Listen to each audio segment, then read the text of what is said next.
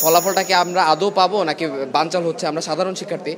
তো মানে গতকাল রাত যেমন গেল, মনে হলো যে এটা গুজবের রাত গেল। যেমন আমরা জুলাই আন্দোলনের সময় দেখলাম যে এই হচ্ছে সেই হচ্ছে, ডেইরি গেটে এই ওইখানে সেই, যে এই প্যানেল এটা করতেছে, বর্জন করে দিচ্ছে, বানচাল হয়ে যাবে। তো অ্যাট লাস্ট আমরা আপনার ফলাফল পাইতেছি। তো আমরা খুব বেশি খুশি, আমরা খুবই আপনার ফলাফলের জন্য এখন আমরা দেখতেছি যে কি হয় না হয়।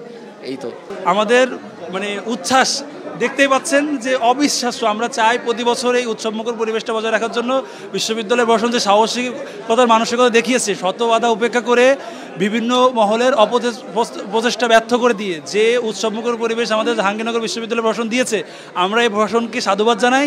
এবং এই পরিস্থিতিতে ক্যাম্পাসে বজায় থাকে এই সকল শিক্ষার্থী এবং শিক্ষকদের ঐক্যমত্যের ভিত্তিতে আমরা প্রতি বছর এই জাকসুটা চাই, যাতে একটা উৎসবের আমেজ।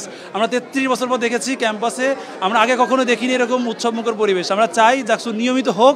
নির্বাচনের তফসিল ঘোষণার পর থেকে বিভিন্ন অপচেষ্টা প্রশাসন কর্তৃক এবং বিভিন্ন দল কর্তৃক, শিক্ষকদের বিভিন্ন যে রাজনীতির দল কর্তৃক আমরা দেখতে পাইছি যে অপচেষ্টা করা হয়েছে। কিন্তু সব কিছু ছাপিয়ে আজকে যেহেতু জাকসু নির্বাচনের একটা ফলাফল দেবে, তার মানে আমরা আমাদের যোগ্য নেতৃত্বকে আমাদের নির্বাচনের মাধ্যমে আমরা খুঁজে পাচ্ছি। তো এই নেতৃত্বের মাধ্যমে আমরা দেখতে পাচ্ছি আগামী জাহাঙ্গীরনগর, নতুন জাহাঙ্গীরনগর বিনির্মাণ হবে। তো এই আশায় আমরা আশাবাদী। আমরা চাই যে জাহাঙ্গীরনগরে যারা এখন নতুন জাকসুর জন্য নির্বাচিত প্রতিনিধি আসবে, তারা জাহাঙ্গীরনগরকে নতুনভাবে ঢেলে সাজাবে এবং আমাদের দাবিগুলো আদায়ের সর্বোচ্চ চেষ্টা করবে।